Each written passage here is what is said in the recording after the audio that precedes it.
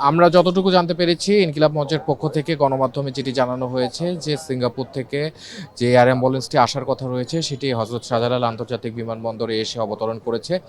এবং ওসমান হাদিকে নিয়ে বর্তমানে এভার কেয়ার হাসপাতালের যারা চিকিৎসকবৃন্দ যারা চিকিৎসা দিচ্ছেন তার মূলত সেই চিকিৎসকরা মূলত তার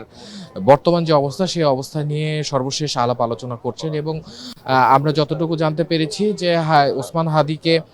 এয়ারপোর্টে নিয়ে যাবার আগ মুহূর্তে হয়তো ইনকিলাব মঞ্চের পক্ষ থেকে একটি সর্বশেষ তথ্য জানানো হবে ওসমান হাদি সম্পর্কে। এবং আমি আপনাকে জানিয়ে রাখতে চাই যে ইনকিলাব মঞ্চের পক্ষ থেকে বিভিন্ন গণমাধ্যমে যেটি জানানো হয়েছে যে ওসমান হাদিকে আইসিইউ সমৃদ্ধ যে অ্যাম্বুলেন্স রয়েছে সেই অ্যাম্বুলেন্সের মাধ্যমেই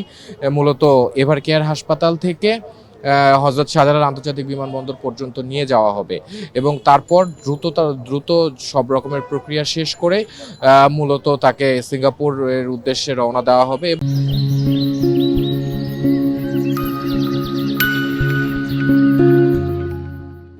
সিঙ্গাপুরের কয়েকটি হাসপাতালে খোঁজ খবর নিয়ে বা যোগাযোগ করার পর মূলত তাকে সিঙ্গাপুর জেনারেল হাসপাতালে ভর্তি করার সিদ্ধান্ত নেওয়া হয়েছে এবং ওসমান হাদির সাথে ওসমান হাদির দুই বড় ভাই ওমর ফারুক এবং আবু বকর সিদ্দিক তারা দুজন যাচ্ছেন এবং তারাই সার্বক্ষণিক তার খেয়াল রাখবেন সিঙ্গাপুর জেনারেল হাসপাতালে পারিবারিক সদস্য পরিবারের সদস্য হিসাবে মূলত। এবং আমি আপনাকে জানিয়ে রাখতে চাই যে গত শুক্রবার জুমা নামাজের কিছুটা পর ওসমান হাদি গুলিবিদ্ধ হন এবং গুলিবিদ্ধ হবার পর তাকে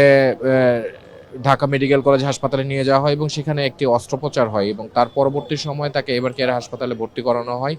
এবং তারপর থেকে তিনি এখানেই চিকিৎসাধীন অবস্থায় রয়েছেন। এবং ইনকিলাব মঞ্চের পক্ষ থেকে বারবার বলা হচ্ছে যে বা যারা এই গুলি বর্ষণের সাথে জড়িত